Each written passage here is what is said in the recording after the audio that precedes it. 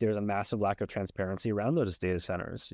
I've been on a freedom of information request journey for the past several weeks at cities around the country trying to ascertain, how much water are your data centers using? And at almost every single one so far that has responded to me, they have denied my request. There's no transparency here.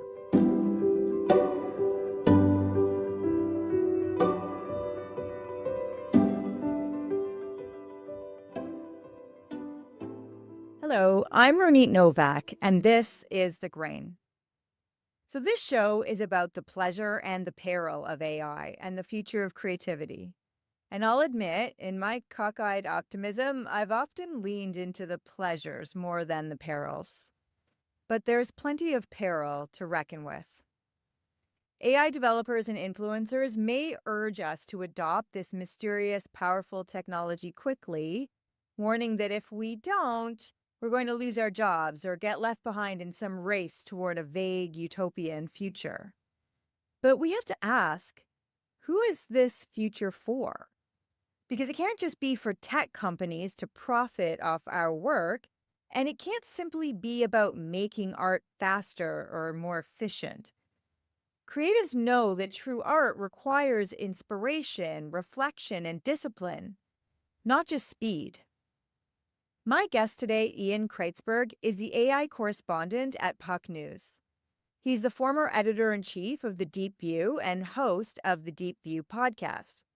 His current newsletter, The Hidden Layer, is one of my favorites because it reframes AI not just as some untouchable Goliath, but as a human invention, driven by money, yes, but ultimately shaped by the people who use it and experience it.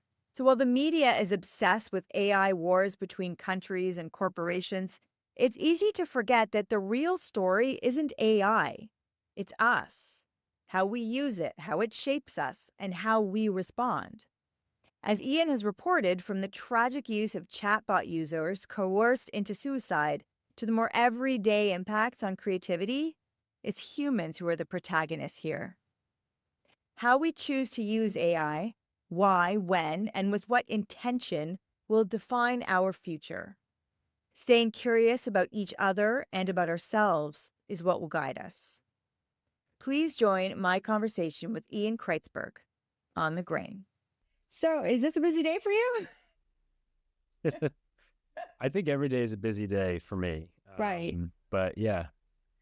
So you're a dedicated AI reporter, and we're very lucky to have you here on the podcast, but also just out at large in the field, reporting back at the Puck about AI and how it's impacting business and, just the community at large. And specifically, we're going to talk about creativity and how this is impacting creativity. So first thing I want to start off with is, because every day is a busy day for you, what makes for a breaking news story in AI? Because I want to ask an AI journalist this question. We are all inundated with news constantly about AI. I don't think it's just my algorithm. I think it's everybody. And there's just so much AI news, and it all seems really important.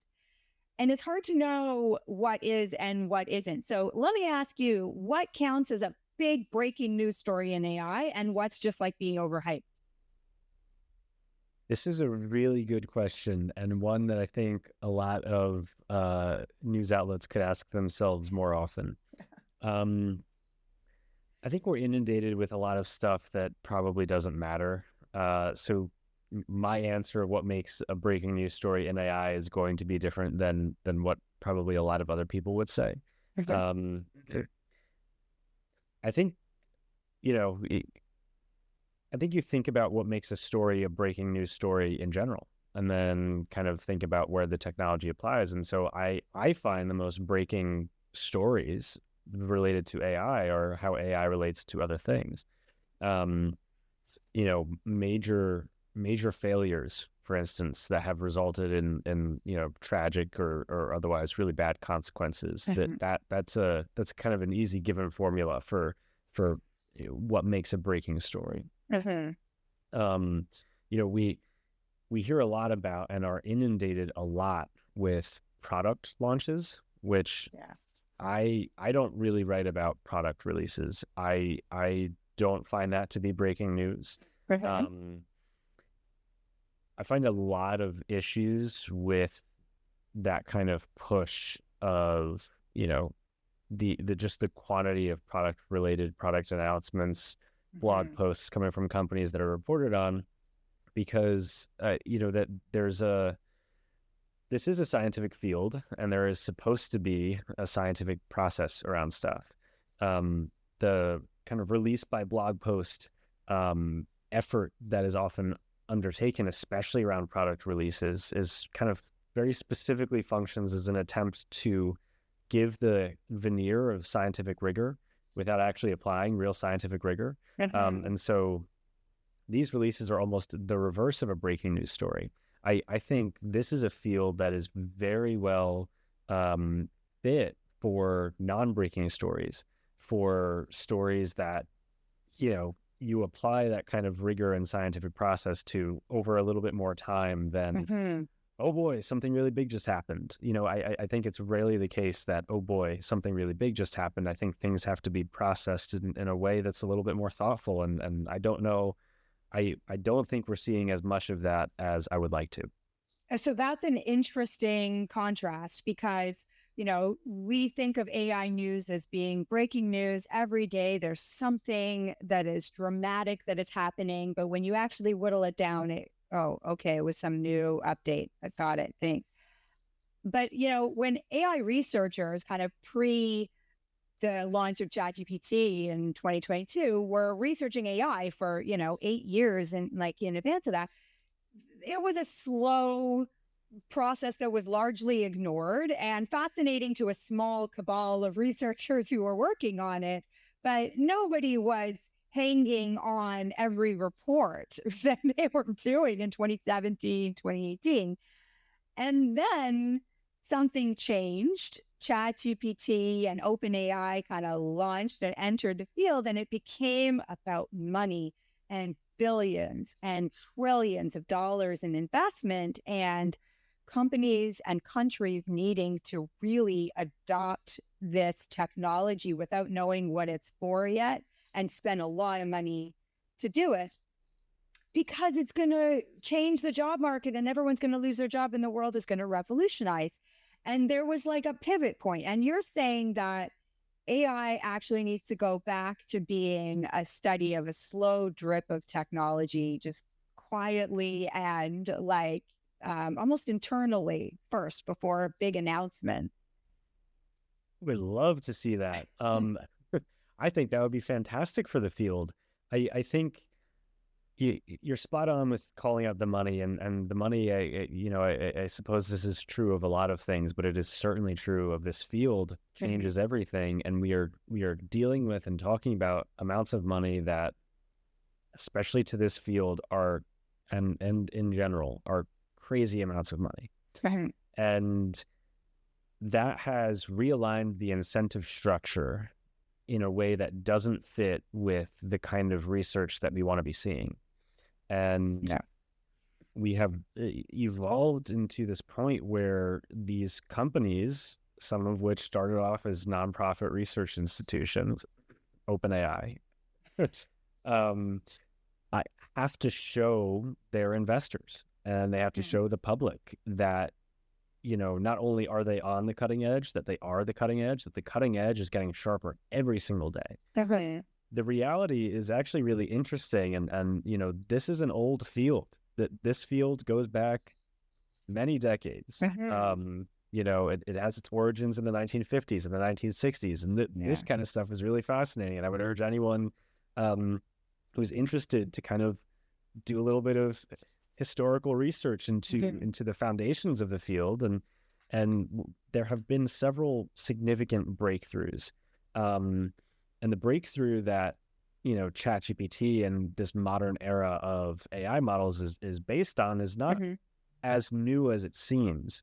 It was first talked about in 2015, the idea of the attention mechanism, which is at the core of the transformer models, which is at the core of language models. We don't have to get in the weeds too much, but that was a decade ago. Google researchers really popularized that with their attention is all you need paper, which was basically formalizing a kind of architecture for the attention mechanism, which turned out to be very important. This is where the transformer starts to understand context, right? And starts to kind of put together intent rather than just predicting kind of words. It's starting to look at all the words in a sentence, in a paragraph, and an article together. Yeah, I mean, it's interesting. It is it's almost exactly what it sounds like. We have an inherent ability to kind of apply contextual meaning to different things. Our memory is not fantastic, but like certain memories stick out. Traumatic instances, for example, or you don't have to pull hard to find it, unless it was really traumatic, and then maybe your brain forgot it, right? So there's a lot of complexity that's going on there, but neural networks artificial neural networks are intended and designed. The goal is to kind of mirror what we understand about the brain. And part of that is this ability to apply more meaning to some words than we apply to other words. And that was the kind of idea of the attention mechanism, because what we had before that, wasn't really efficient or highly capable when it came to processing this kind of quantity of information. But the idea was, if we could get it to, understand when it sees a sentence which words are important, then maybe we're getting to a point of greater efficacy. And that happened in 2017. Shortly after OpenAI was founded, but no one was talking about this company at this point, right? Then it was several years and several advancements, all built on that kind of one core architecture that hasn't really changed. And so the kind of day-to-day push of new model this, new model that, upgrade, update, etc., the field is not moving as quickly as it seems like the field is moving, because the industry needs to show that the field is moving very, very quickly. But, architecturally, that's not really happening. We've seen a couple of techniques to improve that architecture that are cool, depending on who you ask. And there's promising areas, but fundamentally we're dealing with large language models built on transformer architecture, based on neural networks. And so it's not like every day they've kind of rediscovered the wheel and the AI is teaching itself, whatever, etc. Right. It's not moving that quickly.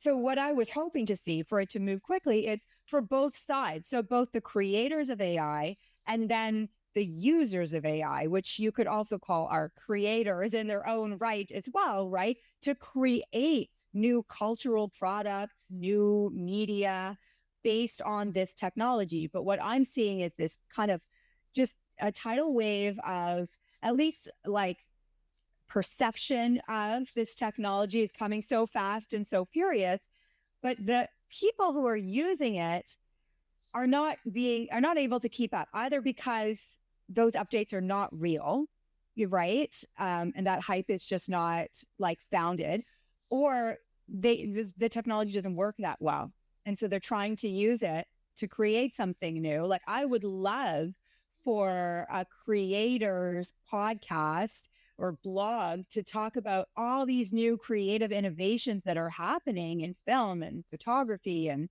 music and stuff using AI. You cannot balance the user's products with the creators, the AI inventors' products.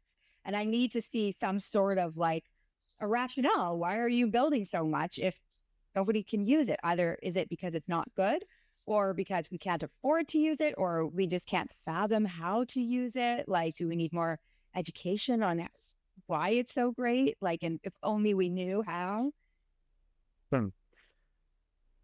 You're bringing up an interesting point. And I think part of it is that the people building these models live in a very intense bubble, the kind of Silicon Valley bubble, and their impression of what needs to be done is definitely not always in line with where the user base is. So that's one point. The other point, when it comes to, it makes me think a lot about what AI actually is. And when you're talking about creativity, wait, how does it compare to other mediums? So, and AI boosters might call what I'm about to say copium, to call this as being something different, but to me it is something fundamentally different. It's not a medium, it's a mode for speed through existing mediums. And so let's unpack that, right? Yeah. The span of writing went from thousands of years ago, speech, to whatever, they were carving tablets, to kind of hand-drawn, very laborious process of like a single scribe, to the printing press. Okay. At every one of these junctions, there were people who were very afraid of and upset at the idea of the new technological innovation around the act of writing. Even when it went from speaking to writing, there was concern among the philosophers of the time that this would hurt people's mental capacity and hurt their cognitive abilities and stuff. And these are some of the same arguments we've seen about AI, when it comes to cognitive atrophy and stuff. We see it in photography also. Photography went through those same transitions and concepts as it evolved. Exactly. And the kind of evolution of, painting, to different forms of how to paint, to taking a photo of something. And each of these, to me, is a distinct medium overarching around this kind of fundamental human concept of communication in a few different types of forms. But what happened, with the writing example, communication was able to spread, but the act of a human communicating was never really in question. Whether or not I am speaking my thoughts aloud to you on, my soapbox on the street corner, which would be a really fun thing to do. And maybe that's why podcasts have become so popular. Or if I'm writing a pamphlet that is being printed and mailed to people's mailboxes, or if I'm writing a newsletter on my computer, right? Like, that is still a human conveying an idea. Where AI fits into that is interesting, because AI is not a new medium. AI is predicated on those existing mediums. And so it's still, like in my instance, I write a newsletter. My medium for communication to my audience is the internet, the website, your email, right? It is still, the medium is still words on a page. What's changing is that if I were, and I don't, but if I were to apply AI to that process, that takes my communication, my communicative intent out of it, and kind of shoves something else into it, maybe something that I can guide. But that's not, it's not a new medium. It's an adjustment of existing mediums. And I think this applies to, painting and art and photography, right? Photography compared to art was a different medium. You have different types of painting. You have sketching, you have painting, watercolors, right? I'm not well versed in painting, and then you have photography, which does something different, kind of capturing a visual than painting does. The kind of artistry of arranging a shot compared to the artistry of interpreting something that you see with your hand, right? That's a different medium. That's a different mode of expression. To apply AI to the creation of image capture, for example, takes away many elements of expression. And so maybe it speeds up an existing medium that then relies on existing foundations for that image to actually be consumed and understood, and for that intent to be communicated now with less intent. And so I think what you're seeing is something that's presented as the new medium that isn't really. And so, at the end of the day, for an artist to try and use AI, they still have to be an artist. And often for many people that are very strong creatives or very fast writers or whatever it is, very fast readers, it doesn't make sense to apply this technology to their process, because process is important. This is an interesting debate, that people are having and that someone could have. with me about like what is the real difference if you're talking about process between taking a photograph and asking AI to generate something for you. I think the difference is pretty vast because it comes down to intent.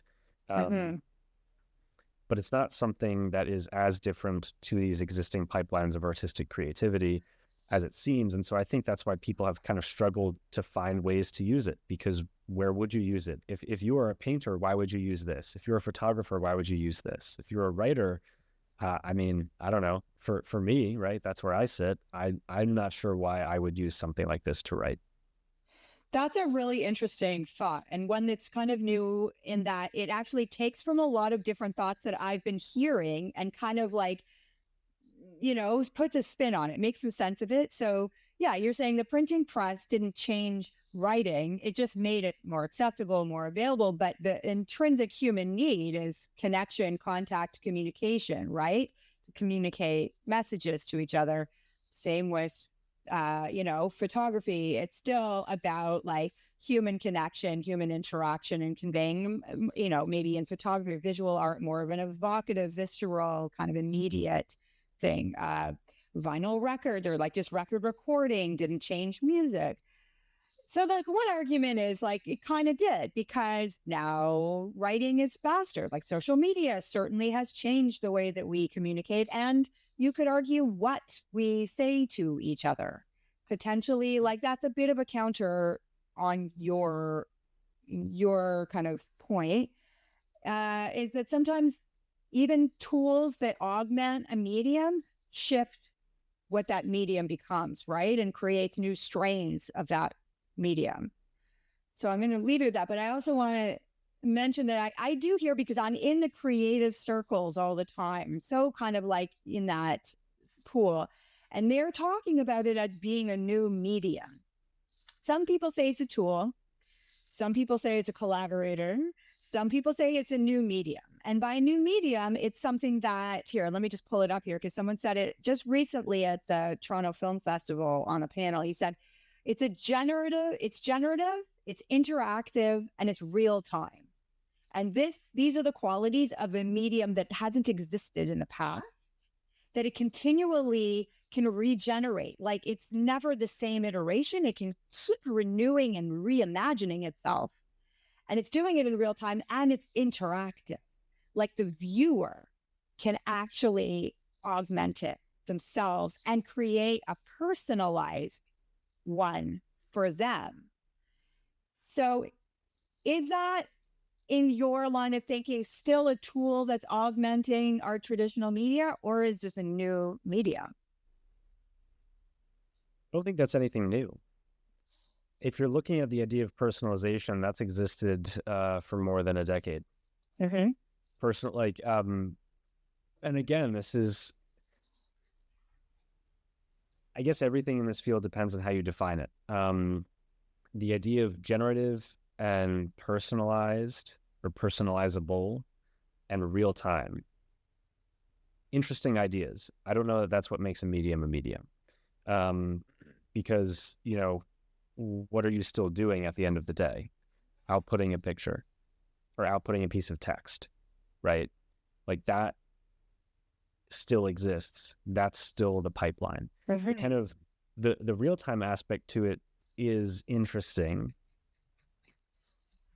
But you could say that about, I think social media and the internet did that, right? Everything, like the quantity of stuff that is accessible and personalized to you based on earlier AI algorithms that were not talked about in that same kind of context. When someone logs on to TikTok, they're seeing any number of very personalized real-time pieces of art that are created. And same when you search Google or Google Images, right? All these things are real-time and personalized. Mm-hmm. So, I think the internet created new mediums. In terms of modes of communication, this is kind of a layer that sits on top of these things that exist. And this you don't have without these other things. So, if you take away the internet from this, you don't have real time. If you take away that it was trained on all of this data, then you don't have anything that's able to output anything at all. Mm-hmm. So, and compared to when you look at, I think I saw something a while ago, and I'm going to butcher this because I don't remember it exactly, but you could take away from a writer almost everything, and they can still write. You could take away from a painter almost everything, all their tools, all their galleries, social media accounts, internet access. The ability still exists. The art still exists. They'll paint in a piece of dirt. The writer will speak on a street, right? If you take away the things that make a model what a model is, the model can't do anything. The model doesn't exist. I don't know what that factors into what is probably a very semantic debate about what makes a medium or what doesn't make a medium. I think my point is that, when you look at the kind of creative applicability, this tool has been wanting. People will say that it isn't or that it hasn't. I think it's been wanting for a lot of reasons. I think one of the most fundamental reasons is that it is not wanted and is often not needed. And I think this gets more to a question that I've been thinking a lot about recently, which is, what is the importance of the difference between sheer capability and actual usability? And the usability side depends on people, depends on the audience. Yeah. What do people actually want? What are they looking for? You can optimize and optimize and optimize something. Maybe you can get it to work. Maybe you can get hallucinations to stop happening. Maybe you can get reliability to happen. Maybe you can make a model that's trained on non-copyrighted data that is somehow not biased, that exhibits confidence scoring. And maybe you can address all these questions. Mm-hmm.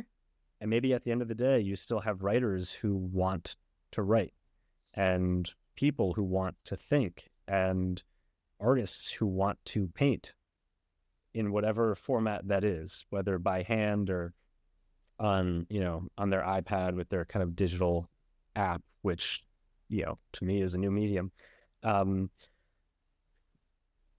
And where and how this fits into these processes which exist and have existed and are kind of ancient processes when you talk about the idea of kind of human creation. Like, these are very old things. And what AI promises to do is to speed it up by taking you out of it, right? I don't have to write 2,000 words. I'll write 100 words. It'll create 2,000 words. When I write my 2,000 words, I am thinking very, very closely and carefully about every single word, every single placement. Why is this word here? Why is this thought there to create this paragraph? So there's 2,000 decisions, maybe even more, that go into my 2,000 words versus 100 decisions, maybe even less, that go into a kind of prompts to create that. And so it's something that pulls you away and shortens that kind of process. And it is often not a process that people want to be made more efficient. And then you have questions around why efficiency? What is the purpose of efficiency? And then that brings you to questions around, why are we doing anything at all? What is the purpose of what I'm doing? What is the purpose of this work? What is the purpose of consuming this work? Why do I want to listen to a piece of music? What does it make me feel? And if it makes me feel, what is the role of something that doesn't feel in creating it? And how prevalent is that role compared to other technologies that have assisted, artistic production? And so, you open up a lot of questions, but I think it has not. I think the creators of this technology have chosen to demonstrate the effectiveness of their technology by looking at the arts, because that is the arena that they can most safely play in, because they have created a technology that is very impressive and is also fundamentally flawed. And so that means applications in areas that it could actually do really good things are also inherently extremely risky. The easiest way to kind of demonstrate effectiveness, get users on board, the lowest risk entrance is the arts. And I think that is often in conflict with what people in the arts want. And if you've been on Twitter, Blue Sky, or a lot of these other social media platforms and track all the lawsuits and the copyright questions and market erasure and all these other things, that has been a kind of core conflict where this massive industry gaining hundreds of billions of dollars of valuation and billions of dollars of venture capital funding over years, boosting Wall Street, right? The enormous monetary figures is pushing this technology that promises in many ways to erase the need for the artists that make up the field of the arts. And so there's this clash between where the artists are, and some of them do want to use AI, and some of them are curious about how you can use it in a way that is still actually creating art and not just letting it create art for you. And a lot that are just not interested and don't want it to be foisted upon them. And so there is an inherent conflict to that space and what's happening there. So you're saying the arts community and the arts industry is the lowest risk industry that AI developers can tackle. What would be the higher risk industries as opposed to creativity? Healthcare, airlines, safety engineering, right? And these are even education. God, the thing about applying to these high risk arenas is that, again, what we were kind of talking about at the top, this is a scientific field. So when you're talking about applying a technology, any technology, it does not have to be rooted in machine learning, to a new field, you want robust evidence that proves that it'll work, that it'll make improvements, that the risks are quantifiable, understood, and mitigatable, and that the benefits outweigh those risks, and that there are ways to construct systems around this technology that you can make sure that you will get all the good without all the bad. We have no evidence. We have no evidence that proves that AI is a useful tool in education. We have no evidence that proves that AI should be used in healthcare. And we have definitely no evidence that says AI should be used to help with safety engineering. This is rooted in what AI is, right? And I'm using the term AI. I don't like that term. In this conversation, when I say the word AI, what I'm referring to are the large language models that kind of are the backbone of these generative chatbots. Even some people have used generative AI as their own version of that. That doesn't even, really specify what we're talking about, because there's a lot of generative systems that are, not necessarily the same as what makes up ChatGPT. So generative chatbots, large language models, right? We don't have this evidence. What we do have is increasing evidence about what these models are, which are probabilistic prediction machines. That can be used. That can take us very far, but that doesn't mean it's safe to apply to these areas. And we know there's a lot of risk factors. And so, we should not rush to deploy in areas that are high risk, in areas that are life or death, in areas that can have massive implications on our kids. And I don't know. I don't even think it's a hard thing to argue that the areas that in which they have so far chosen to deploy have proven to be high risk. I don't know if that was intentional, but you're putting a chatbot out there when we have research and we have understood since the 1960s that humans tend to anthropomorphize things, that humans tend to develop really strange, strong emotional attachments to chatbots. This is old research. Everyone knows this, to the point that, tech companies, like, the idea of a chatbot is not a new thing. It just wasn't a safe thing until OpenAI put it out there, and then everyone else had to compete.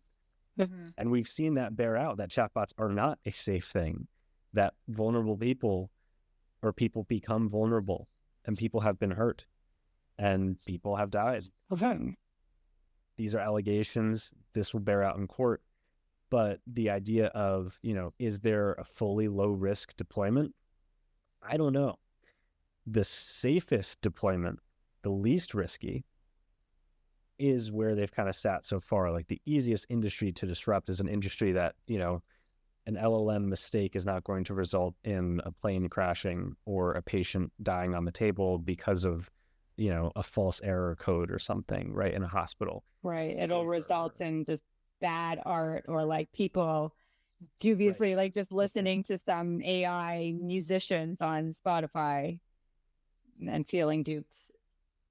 Right. Safer, probably not safe, considering the scale and scope of the copyright lawsuits, which are billions of dollars in their own right. So chatbots are risky. So creatives in an industry have been pretty damaged for the past 20 years anyway. The creative industry has been underfunded. Arts institutions are shutting down. There's, as you know, not as many jobs in media and journalism and photography and photojournalism and all of that. And so they're pretty broken already and looking for an answer. And here's AI coming to either be like the solution or the death knell. And here you're telling us that we're the guinea pigs. We're actually the lowest hanging fruit for AI developers to be mucking around with, because who cares? But in the end, it is our livelihoods and our lives. And a lot of creatives feel that culture and art is important and could be almost as important as like healthcare and airline travel, and that music, what's the point of living if you don't have culture to live for, right? And it's just kind of, you feel kind of stuck in this mode. They don't have a lot of money to invest in it. I'm not just talking about specific creators, but also, I go speak with like arts agencies, reps, ad agencies. They don't have a lot of money to invest in AI adoption that is speculative, right? To partner with, a tech company and create an in-house diffusion model for a few $1 million. Like, that's a big investment for them, and they might not get the return on that. And they don't even know if the technology is going to stick around. I mean, is anyone thinking of the creative? Is anyone thinking of the creative industry, or is it just about the dollars? It is just about the dollars. And this is not just for creativity. This is for everything. It is just about the dollars. I think when dollars get to a certain point, it completely shifts worldviews. And the dollars have gotten to a certain point. So, yeah, I mean, I don't think anyone's really thinking too hard about real impact, or some people are. Some people are thinking and have been thinking remarkably hard about real world impact. Many people, especially on the industry side, I separate the field from the industry. They're kind of watching it happen. The guinea pig aspect is not just on the creatives, it's on everybody. They need that. This is an experiment. Self-driving cars is an experiment. These are experiments that people have not been given the option to consent to. They are still experiments. Like I said, we don't have robust data. So what are they attempting to do? Gather it via real world deployments, which is kind of crazy to think about.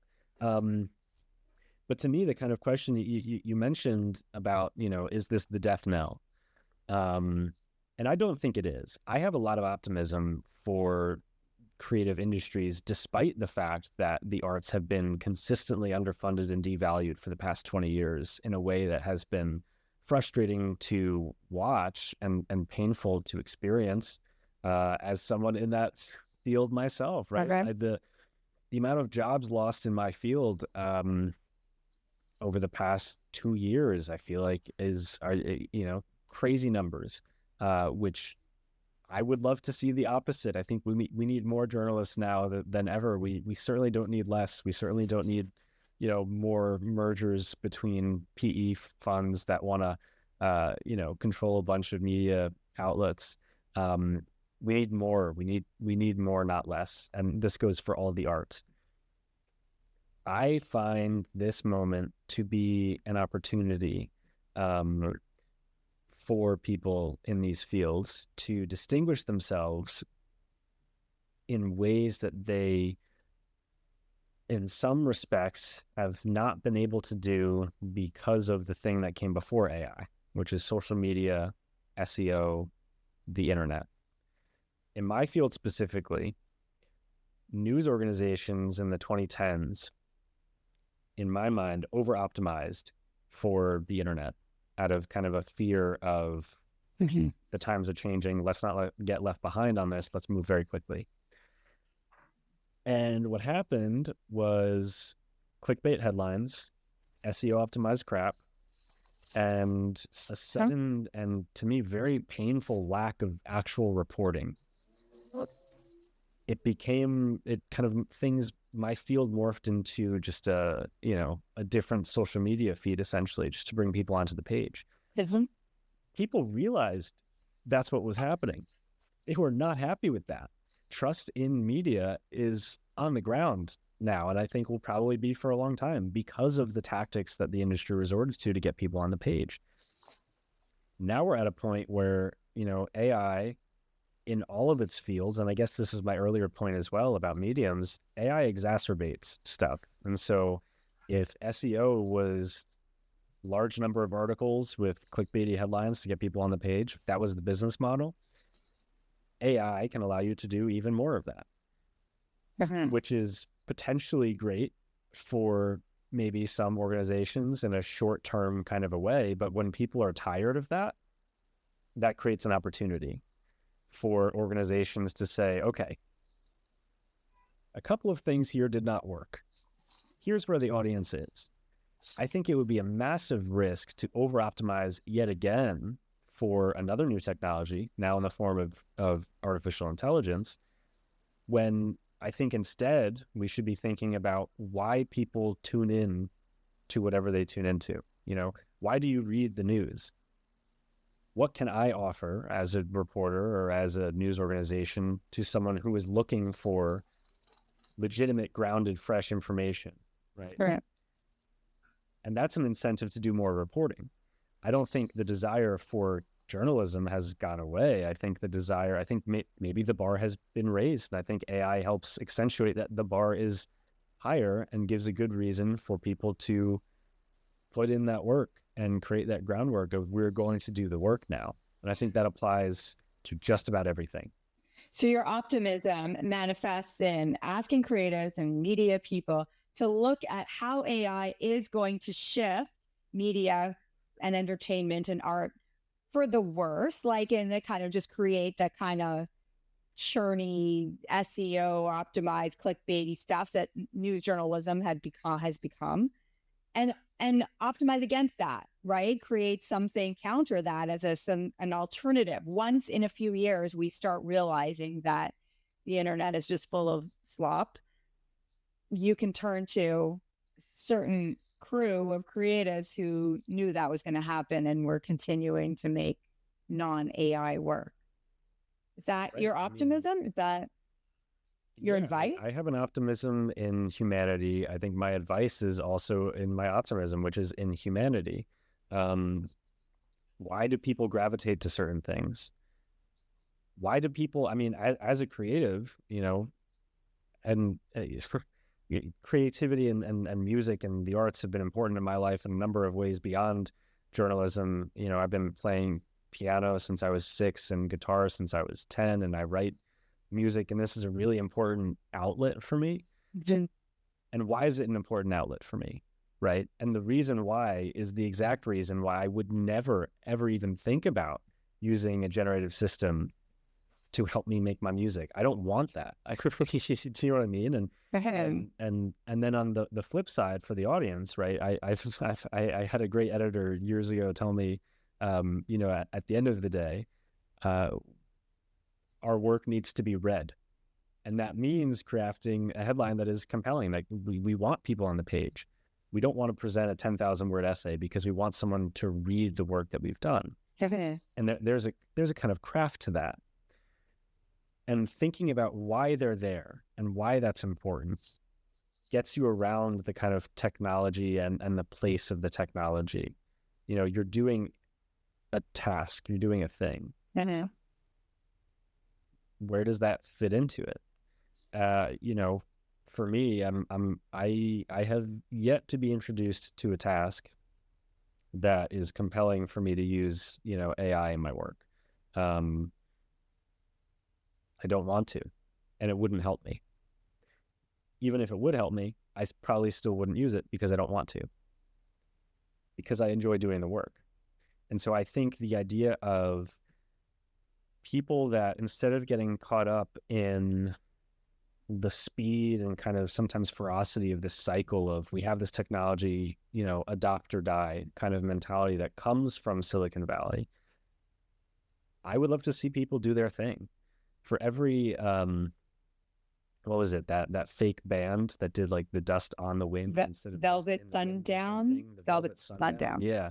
For every Velvet Sundown who puts out 3 AI generated albums in the span of 2 months, I would love to see someone as a hobbyist spend a decade putting together one album with 10 songs that each were just soul rending for that person, and to express and communicate that journey. And I think that's more impactful than just more stuff. But the creative industry is also an industry where people need to get paid, right? And they rely on it for income. And so, yeah, there is a lot of sites set on AI for productivity and also to enhance creative production, to make it more interesting, maybe, to make something new. And so a lot of creatives are looking at it as like, this is a way that we can get paid. And then the flip side of that is, it could erase your job and make the art worse. And in the end, good art isn't made for a buck. Yeah, the idea that this is a way to get paid, I think, again, I would go back to what distinguishes you as an artist. Because and depending on how someone chose to use a generative system, and depending on what kind of art they're in, that changes the question, right? I'm all about qualifiers and definitions and stuff, and here dealing with generalities is not an easy thing. But I think people should be asking themselves, why would a company pay me for my services instead of doing it themselves? I think that's the bigger question. What do you offer? Because everyone has access to the same tool now. If you're talking about this as a tool, as a means for getting paid, if I if I did kind of in-house marketing or something for a company, or if I was a freelance marketing person, and 85% of my work was done by using ChatGPT, what am I fundamentally offering that, why would that company not themselves use ChatGPT? Just, have some intern prompt it the way I'm prompting it. That's not a rocket science. So there is a moment there and an opportunity for distinction. That doesn't mean that it's not going to be difficult. That doesn't mean that people are not going to lose their jobs. That is happening.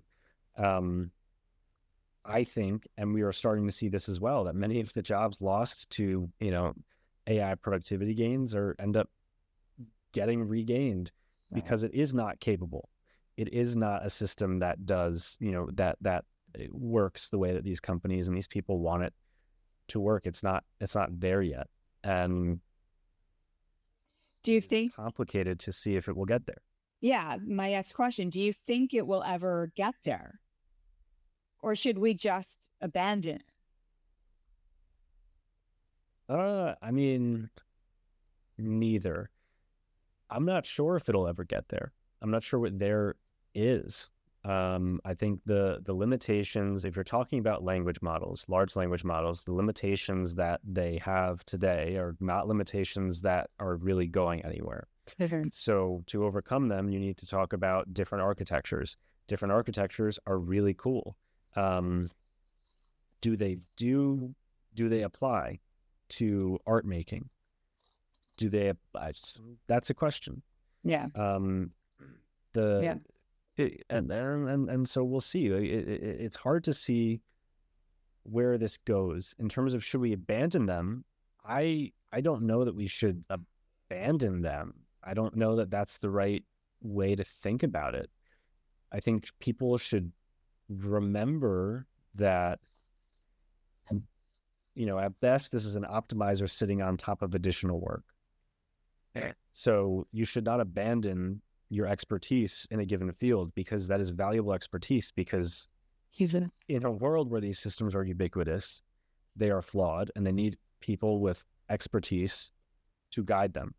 Even if they got to that point where they were that ubiquitous, we're not sure what we're going to see next. We might see another AI winter. We might see things pull back. We might see a massive loss of money and funding, and a bubble burst that we might see companies forced to start charging for these models an amount that they would be making money on. At which point, perhaps it is not worth it for people to start exploring with them. Right now, this is being subsidized, and that might not remain the case.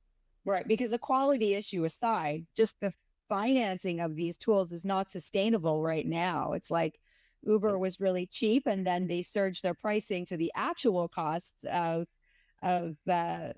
functioning, and less people are using it.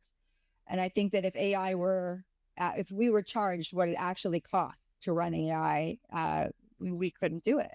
It just right. And so people will say the costs are coming down and the models are always getting better. And the climate issues are being resolved as well. Do you believe that? I believe that there is a tremendous amount of nuance to everything about AI, very much including the climate issues, that is often missed. Google's paper on the climate impact of their AI model, again, brings us back to this point of non-rigorous science that is being given the veneer of rigorous science. And that paper does not tell us the full picture. We have 3 different attempts at transparency, which frustrates me, because just be transparent. Science is transparent from the industry. And one is Google, one is Mistral, and then one is a line in Sam Altman's blog about how much water and energy these things use. All of them use different qualifiers and definitions of what they're looking at when they're talking about how much energy a prompt uses. None of them tell us the cost at scale. And that's the problem. Because sure, you could read the Google paper and say, oh, wow, so that's way less than anyone talked about. What are they screaming about? This is crazy. This is a non-issue. At the same time, data centers are being constructed. I think Meta's analogy was the size of Manhattan. These data centers are using such an extreme quantity of energy that plugging into the grid is not really an option. So they have set up gas-powered turbines on their campuses. These gas-powered turbines are emitting carbon like crazy all the time. Google Memphis and XAI's Colossus, and there will be a lot of information about the real-world impacts of these things. These data centers are also being built specifically, many of them, in places that have water scarcity already. And when you absorb water from a place that doesn't rain a lot, eventually that water will return, but you are consuming that water, you are emptying the water table, and you don't know where or when it will return or the impacts of that return, because the soil is very dry, the ground is very dry, which means when the water comes, the runoff is really high.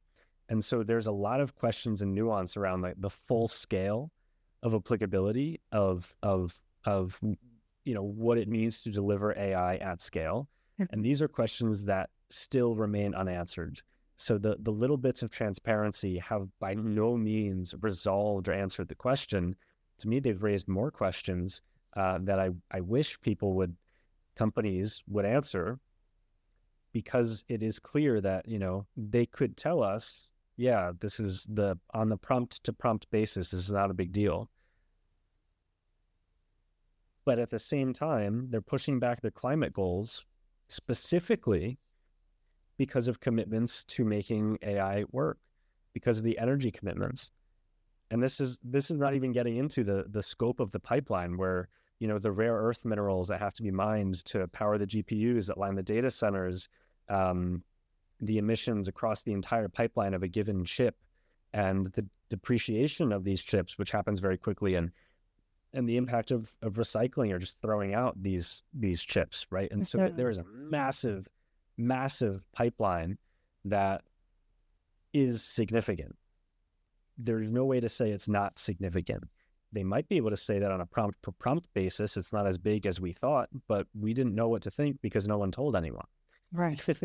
And in what they reveal, they're being very targeted.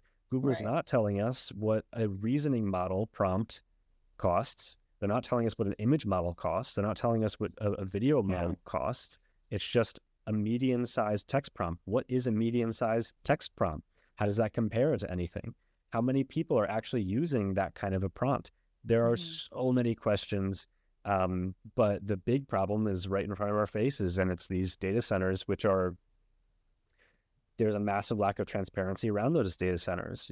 I've been on a freedom of information request journey for the past several weeks at cities around the country, trying to ascertain, how much water are your data centers using? And at almost every single one so far that has responded to me, they have denied my request. There's no transparency here. On what grounds? Do they give a reason? The reason consistently is that they don't have to give out information, or information is not considered public if it includes customer names.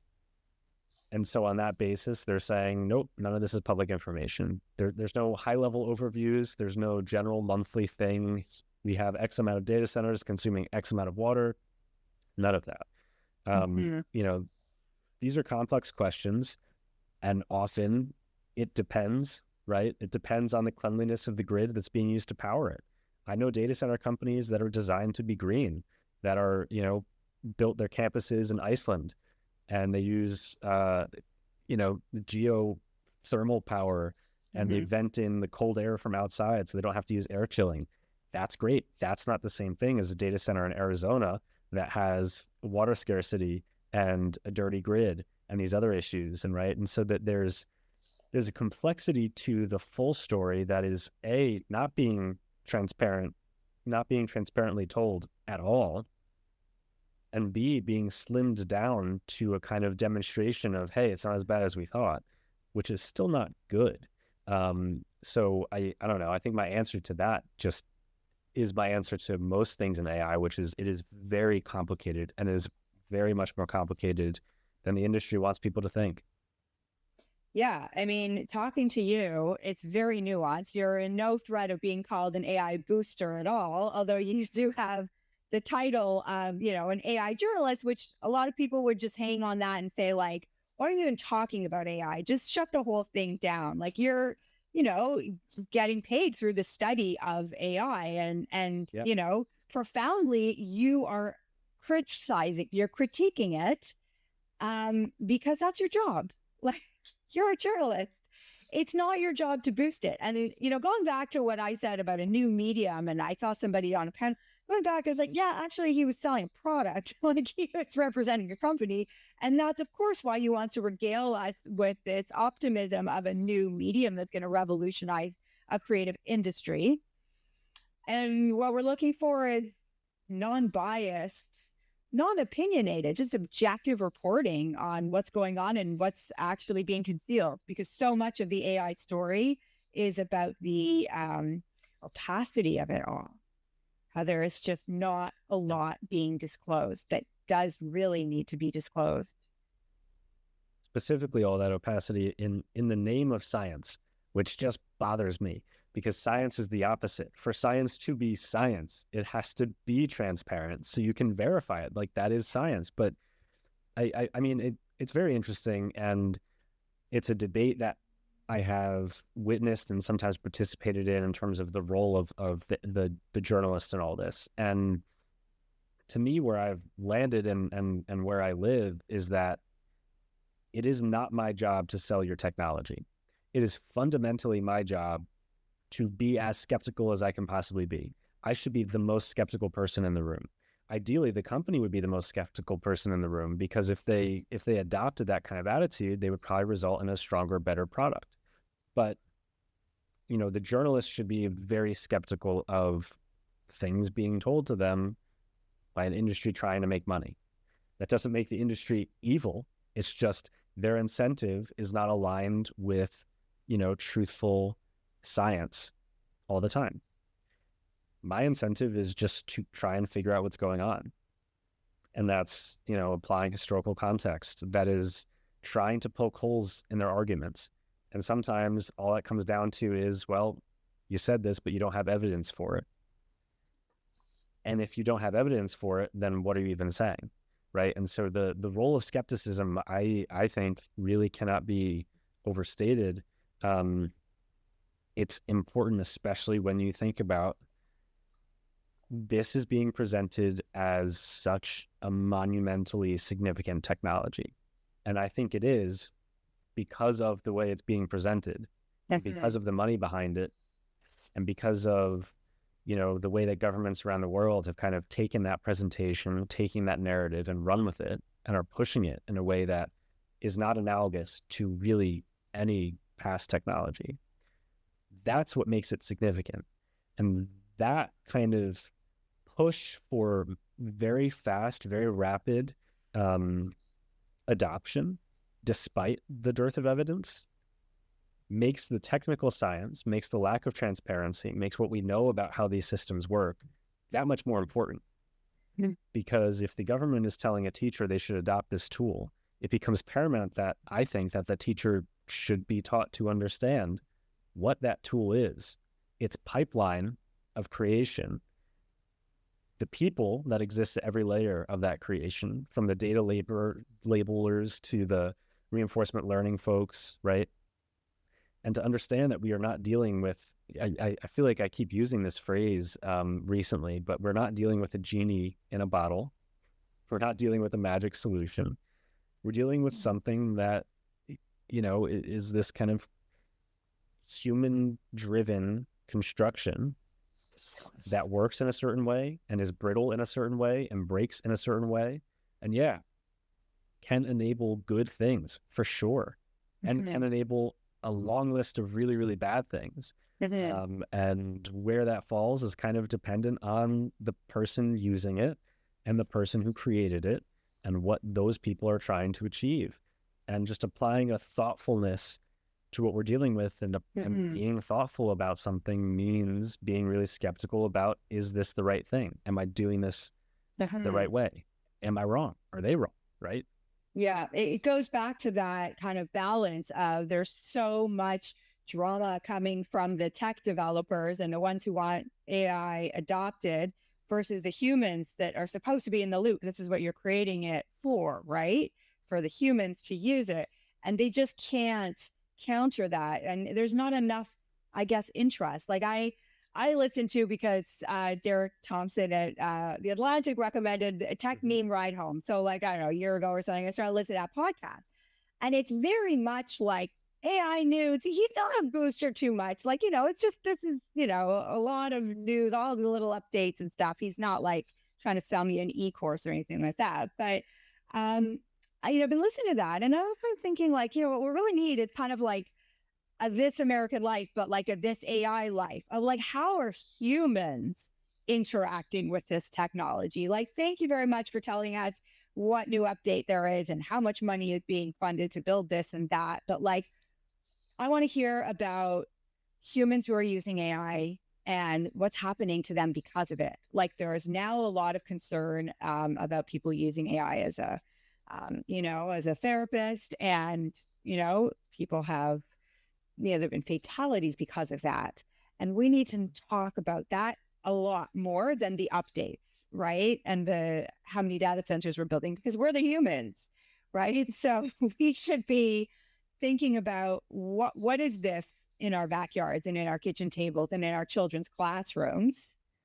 And is there a certain, I don't know, a level of like AI literacy that we need to be teaching to kind of just unpack it a little bit for us and kind of humanize the technology more? Absolutely. And the first thing I'll say is just shamelessly plug my newsletter, The Hidden Layer, at puck.news. Because if you're going to, if you're interested in those human stories and the results of human interaction and when things go wrong and also when things go right, that is is what I focus on twice a week. So breaking the kind of toxic 24/7 news cycle also. Two birds in one stone. But yeah, the idea of AI literacy, I think, is really important. And I think there's a massive misconception that to be AI literate means you have to use these systems. I don't think they have anything to do with each other. First, I will say, if a system is not working right, I would put that more on the system than the user, because this is a natural language system where you prompt it and it does something.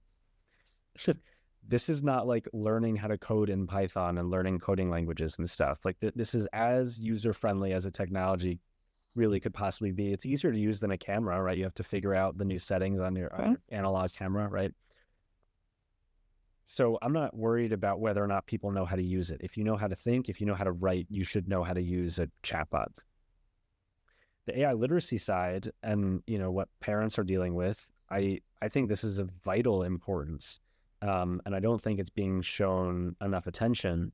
The importance of AI literacy, it really goes beyond, you know, chatbot usage. It's important to understand the kind of historical context of the technology that we're dealing with, who's making the technology, where it fails, why it works, why it doesn't work. These are the elements of what I would call someone who would be AI literate, is someone who understands the breadth of this pipeline. It is a very dirty pipeline. Parts of it get really dark, and you know, like these are elements of research that are disturbing and hard to get through. Other elements of it are kind of really fascinating history. I think people should be learning about the early days of AI, again, 70 years ago in the 1950s. And there is a non-technical through line that is, to me, not too difficult to explain to or to understand as a layman between, you know, what the technology was then and what it is now and what has changed. And I think a really interesting thing is that even in the past 25 years, this has changed dramatically. And again, this gets back to the impact of the money and the pitch that's being sold, that has to be sold, that has to now be purchased. And in the early 2000s, this was a field more than it was an industry. And the researchers working on it, there are still researchers working on it today that have these same principles. But in large part, the field has morphed into this industry. And, you know, what these researchers were working on in the early 2000s and before that really was really trying hard to create technologies to assist areas in humanity that had kind of fallen short. You know, the inception of the idea of self-driving cars is humans die in car accidents. Can we create a technology to prevent that? The idea of assistants like Alexa and Siri is for people who, for some reason, can't communicate in a normal way. Text-to-speech technology is hugely promising. And that's the inception, right? You had researchers who, you know, were blind and were working on technology that can help them work around these kinds of limitations. These are noble goals. And in large part, to some degree, these things are still being pursued today. But the incentive is not on those things the way it was, because the incentive is on the most obvious way of getting the most money. And, you know, that sees this focus on chatbots. That sees a push for telling people that we've achieved something that maybe we haven't achieved. Because if you were dead set on making sure text-to-speech works for people who have visual impairments, you wouldn't ship that product until it was all buttoned up. You would share all that research because you want someone to poke holes in it, because only when someone pokes holes in it can you make it better. And we've moved away from that kind of scientific endeavor. We're really trying hard to help people, and now the ways it helps people has been pushed to the corners, and the chatbots kind of live at the epicenter of AI, which, you know, you mentioned earlier the kind of the AI therapy issues, the well-being, the mental well-being crisis, which is something else that I reported on recently. And this is a real crisis. And, you know, there are a lot of reasons that I don't think chatbots should be at the center of AI. And I am much more interested in use in applications and systems that are not constrained by the idea of just creating a popularized chatbot interface. There's a lot that you can do with artificial algorithms in applying them in different places that people are doing. And the impacts can be very good. But again, you know, there's this idea that the tech is inevitable. And it's not a true idea. And that is coupled with this notion that, you know, if you are not a computer scientist, you don't have an opinion on this. It's too complicated. I have a huge problem with that. Everyone should have an opinion on this. How this is used, how this is integrated will come down to human agency and to human interest and to human incentives. And if it's moving in a direction that people don't want it to move in, people should understand and they should act on that. And they should talk to administrators in their school or their local politicians, right? Whether and how this technology and any technology is used, it really comes down to the people using it. And whether it's going to do great things for cancer research, at the end of the day, someone has to make a decision to use it in that way and to test the results and to be careful and to be discerning and to be scientific. And if someone's going to use it to produce a lot of misinformation because they're a bad actor, which this has been happening, that is a person making a decision to do a bad thing. Sure. So I think removing the human agency from it is a way of making people feel like, you know, they don't have to, this thing is happening to them. Yeah. They don't really have control. They do have control. And I think it's important to remember that and to not let the idea that this is complicated chase people away from understanding maybe not the specific scientific technicalities of how it works, but the generalities of what this is, which are accessible, and that is accessible information. I think that's what AI literacy is. What do you think would be the first steps of somebody who wants to gain some control and agency over this thing that's happening to them? Maybe it's somebody, a graphic designer who's working in an office and wants to, you know, maybe enhance their work through AI or just make sure that they don't get eliminated because of it. Yeah, I mean, the job factor is almost its own factor. And again, that is a human decision-making point. People don't lose jobs to AI. The folks that are losing jobs because an employer is choosing not to hire them. And that will kind of play out. And that's a challenging point.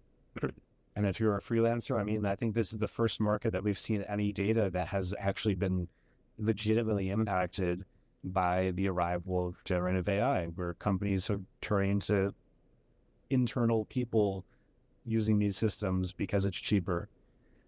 That's going to be a challenge. But in general, the kind of understanding and taking control over what's going on, there's a lot of really good books to read and a lot of really smart people to follow and pay attention to. I don't think people should stick their head in the sand and run away from this. I think doing so would ensure that, you know, that this does not go in the direction they want. And whether it goes in the direction that people want will remain an open question, but I think that we have a better shot of getting it there if people are able to think coherently about what it is that we're dealing with. Yeah, read those books. Which ones? Do you have any recommendations? Yeah, the AI Mirror by Shannon Valor. Great starting point. The Empire of AI by Karen Au. Another great one. These are very different types of books. And there's a long list of books, but, you know, into human cognition and the history of human cognition, these are important as well. Like, I think if you were curious, there is a lot of stuff to kind of get into that is designed for people who are not computer scientists.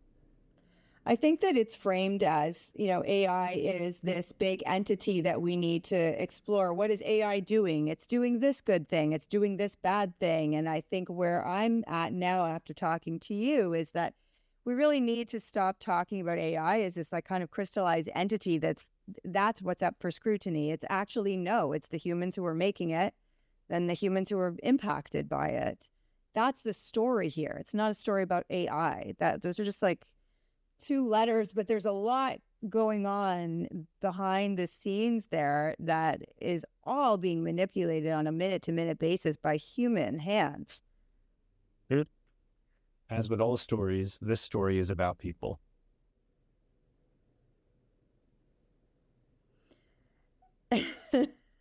Anything you want to leave us people, us creatives, us people curious and interested in, what this new technology could potentially do to enhance our lives, and then what are some of the pitfalls, to avoid? Any advice for us? Advice. I have a question written down on a Post-it note that I have pinned to my computer that says, how to be curious in the age of AI. I'm not sure exactly what this Post-it note is servicing. I think in some ways it's a note of a story for me to pursue. But it seems applicable here of, I would not want people to lose their curiosity about other people, about other things, about life writ large, right? That there is a risk here of a kind of widespread atrophy of the things that make us most human, of allowing what this is to proliferate in a way that is akin to social media to the nth degree, which I don't want to see. I want to see people interact with people and be curious with people. I don't want to see that go away. Whether that is kind of cut down and beaten down will come to whether people are willing to allow that to happen. And again, I would reiterate my optimism that I don't think we will allow that to happen.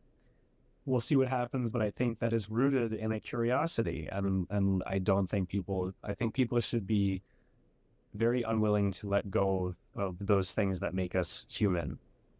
In terms of how it might help our lives, I think a lot of that remains to be seen. Where we will get to points, hopefully, where it is helping our lives. I have a big question around how efficient can you make something? If we're operating currently with the internet and smartphones and social media at maybe like 95% efficiency, can you get past 100%? How much more efficient does something make you? And what is the value of efficiency? I think that's a big question. I think the most interesting thing that some companies are exploring with AI is using it or trying to see if they could use it as a means of freeing us from our distraction economy, where if you could interface with an AI instead of with all the apps and social medias and emails and stuff that you interface with, maybe you could be less distracted. Maybe it could consume that distraction for you and allow you to focus on your work. I think that's a very hopeful pitch, but it remains a pitch. It needs to get so much better to get to that point. We need to explore different architectures. Maybe that would be an ideal outcome. Maybe it wouldn't be. And so in terms of how it's helping, they're still figuring that out. Yeah. This is early into the proliferation of AI, even though the field is old. That is... it remains to be seen. That is a whole other can of worms when we're talking about humans in the loop. We're talking about humans as users, and then there's a whole aspect of humans as consumers of AI. And I don't know if you saw, Joshua Rothman wrote a piece in the New Yorker a couple weeks back about just the media and entertainment industry getting like inundated right now with just like there's so much content swirling around and coming around at you. And, AI is coming to add more to the mix, but is it going to refine it? Is it going to curate it better for us? Because we are suffering from a lack of curation and tastemakers and editors now with our algorithm just throwing at us whatever and no longer looking at, say, a newspaper that's got like a strong editorial direction. And is AI going to enhance that? Is it going to help that, make that worse or make it better? Worse. Slopification. We're going to see a lot more stuff. I think of a polluted river, and with social media and just so much stuff, I feel like I've mentioned that a few times. The river has become polluted and has become harder to identify truth or unbiased truth or more intentional, interesting art or content, right? There's just so much stuff. This will add more stuff. It will add stuff that is inherently derivative because that's how it works. And then you just have a more polluted river. There's still water under all that pollution. There's stuff to find. I think in some respects, it is being applied as a curation tool. There's a couple of startups and companies that are exploring ways that they can function as a means of getting you away from that river and show you a different kind of algorithm. Do you think there should be like a distinction? Like we see a lot of like gotcha moments in media right now where it's like, oh, Will Smith used AI to generate like fake audiences in his images, or Donald Trump's address. What did they use AI for this? Like there's a lot of speculation, and then there's a lot of like, Velvet Sundown's an AI band. Should we have like two separate internets, one that allows AI and one that doesn't? Is there any way to do that? Not only yes, the internet will always be the internet. I don't think the internet is going away. Although some people will disagree with me. But is there a way? Well, first, should we distinguish? Absolutely. There's a lot of reasons we should distinguish. One of them goes to the point of people have to understand what's real and what's fake when the fake things look the same as the real things. Yeah. And in the case of Trump's address, there have been so many instances of politically related AI deepfakes. This is really, really problematic in terms of polluting an ecosystem that is really important for it to not be polluted. Then you have the other side, the Velvet Sundown side, or instances, I feel like last year, a guy created an AI-generated George Carlin special, right? These things should be distinguished for a whole separate reason, which is, in the case of Velvet Sundown, consumers have a right to not engage with something that was generated by a technology that they might morally and ethically oppose. They should be able to look at something and say, oh, Spotify is recommending this song to me, but it's AI generated. And, I have a personal issue with music that's AI generated, so I'm not going to listen to this. That should be an option. Yeah. And that should be applied to everything, right? People should know if an article on a news site was generated with AI. And if it was, they should know where it was used and what was used and how. And what guidelines were applied, and who edited it, right? Like people need to and deserve to have access to the information. So how do we do this? There are ways to do this, and there are companies that are exploring different methods of, essentially applying a watermark to pieces of content that prove content provenance. Who created it? When was it created? When was it created? Where did it come from? Was this created by a person? Was this shot on a camera? What kind of a camera was this shot on? And you can apply these kinds of, watermarks, licenses, whatever you want to call it, to these pieces of media. These watermarks, these systems have to be adopted at scale. Right. But we're hearing that it's not possible. Like we can't track a token and pay back a musician for the work that we it's great. You know, we can't, it's just not possible. It just wouldn't be feasible technologically. Like, it just can't be done. And you know, you hear like, don't let them tell you can't, you know, like if they can build an LLM, they can probably figure out how to track the tokens that it uses to generate its results. And I see like with curiosity, because I think a lot of creatives are just like, who are against it, just want to abandon and not think about it and hide in a separate world, which can only last very long, right? Can only last so long. But with the curiosity that you're recommending comes knowledge and advocacy, right? Awareness for what creatives need. And then either those creatives are advocating for themselves or somebody's advocating on their behalf to get those companies to do what creatives need them to do. Or to get lawmakers to do what lawmakers need to do. There have been a lot, maybe not a lot. There have been a few laws that have been passed that have been good with creators in mind. Well, in Tennessee, the Elvis Act. What's that? This is the Elvis Act is intended to protect artists, right? Because it's Nashville, Tennessee, from deep fake abuse, to make sure that people can't use someone's likeness to make money. That's a good thing. There are other ways of kind of passing different pieces of laws, regulation, legislation, etc., that could create an environment that would forcibly re-incentivize an industry that is taking advantage of the creative industry. That needs to be, to your point, advocated for. That's not necessarily an easy thing to do. It's certainly not straightforward. But there is an interest in that, right? Tennessee, this was a huge point for that state because the arts and music is such a big part of their economy. So, yeah, I think regulation plays an important role in just general advocacy and knowledge of what's going on to fuel that kind of advocacy of, you know, I don't think people should shy away from what kind of world do they want. You know, you can't just erase AI. It's not going to unexist.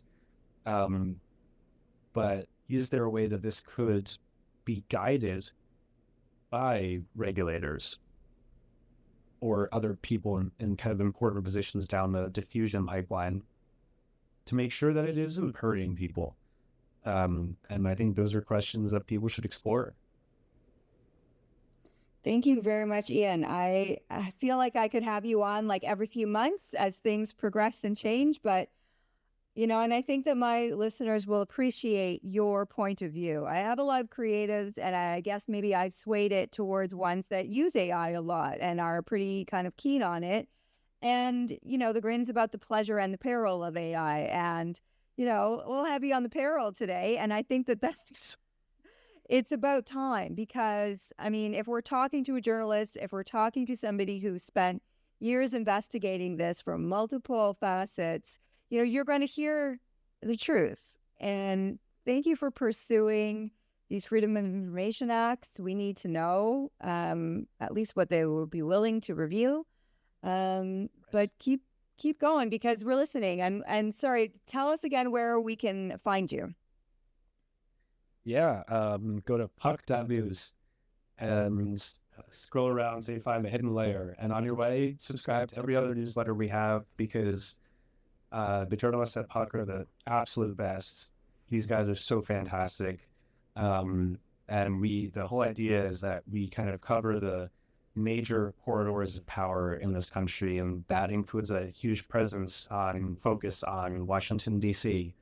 And Hollywood, and Wall Street, and art, and fashion, and AI with me, right? And we kind of cover all the things that are interesting and important.